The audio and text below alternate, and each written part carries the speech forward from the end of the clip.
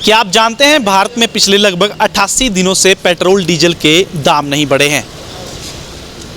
आप सोच रहे होंगे ये मैं क्या बोल रहा हूँ कि पेट्रोल डीजल के दाम क्यों नहीं बढ़ रहे हैं। ऐसा मैं इसलिए कह रहा हूँ क्योंकि क्रूड ऑयल के जो दाम है, कच्चे तेल के जो दाम है, वो लगभग पिछले 7 साल के शिखर पर है।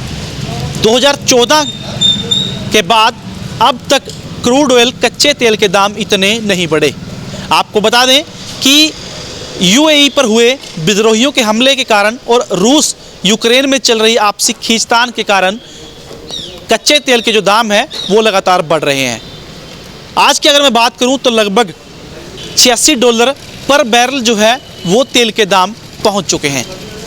लेकिन इसके बावजूद भी सरकार ने लगभग पिछले 3 महीने से पेट्रोल डीजल के दाम क्यों नहीं बढ़ रहे हैं।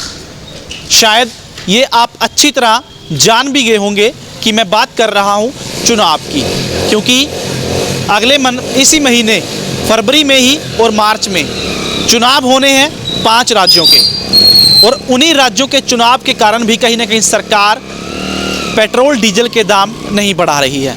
क्योंकि अगर मैं बात करूं 3 नवंबर की दिवाली पर सरकार ने सेंट्रल एक्साइज ड्यूटी पर जनता को राहत दी थी और पेट्रोल पर 10 रुपये और डीजल पर 5 रुपये कम कर दिए थे, जिसका सीधा असर ये हुआ कि पेट्रोल जो 100 के पार जा चुका था वो कम होकर लगभग 95 रुपये के आसपास आ गया है।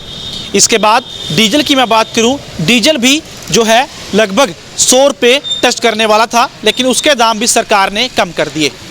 दिवाली के बाद से लेकर अब तक 3 महीने में पेट्रोल डीजल के दाम नहीं बढ़े हैं। सरकार कहीं ना कहीं ऐसा हो सकता है कि जैसे ही चुनाव खत्म होंगे 7 मार्च को अंतिम चरण के लिए वोटिंग होनी है। इसके बाद 10 मार्च को पंजाब, गोवा, उत्तराखंड, यूपी के लिए जो है मणिपुर, इन चुनावों की मतगणना होगी, रिजल्ट आएंगे। हो सकता है मार्च में फिर से एक बार आपको जेब ढीली करनी पड़ सकती है और पेट्रोल डीजल के दामों में फिर से आग लग सकती है। पेट्रोल डीजल लगातार एक मुद्दा जो है वो 2014 से पहले भी लगातार रहा है, महंगाई का मुद्दा रहा है, और भाजपा जो है वो लगातार विरोध प्रदर्शन 2014 से पहले अलग अलग नेता मंत्री अलग अलग राज्यों में लगातार अपना विरोध जाहिर करते रहे हैं। वहीं अगर मैं बात करूं अंबाला की, अंबाला में आज पेट्रोल के जो दाम है वो 95 रुपये 29 पैसे हैं, वहीं डीजल 86 रुपये 53 पैसे है।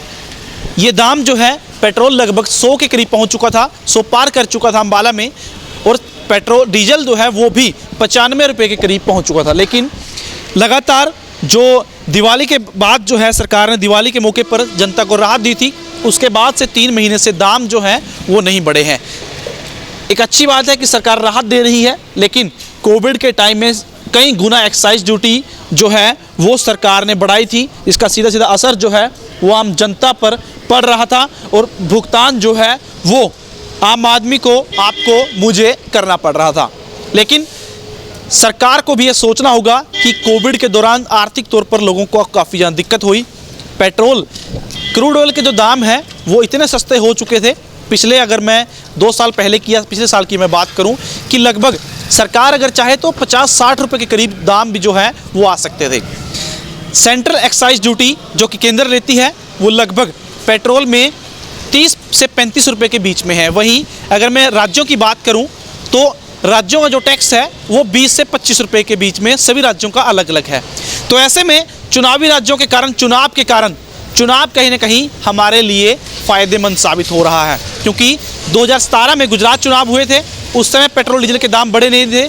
उसके बाद कर्नाटक में चुनाव हुए थे, 2019 में लोकसभा के चुनाव हुए थे, इसके कारण जो है लगातार जो दाम है वो नहीं बढ़े थे। तो ऐसे में ये बात हम कह सकते हैं कि पेट्रोल डीजल के लिए और महंगाई के लिए चुनाव अच्छे हैं, आम आदमी के लिए चुनाव अच्छे हैं, और आम आदमी तो यही कहेगा कि जो चुनाव है वो 3 महीने के बाद आ जाना चाहिए, ताकि जनता को जो राहत है वो मिलती रहे और हमारी और आपकी जो जेब है वो ढीली ना हो। कैमरा पर्सन अमन के साथ प्रदीप पंटाल, अंबाला न्यूज़ अपडेट्स।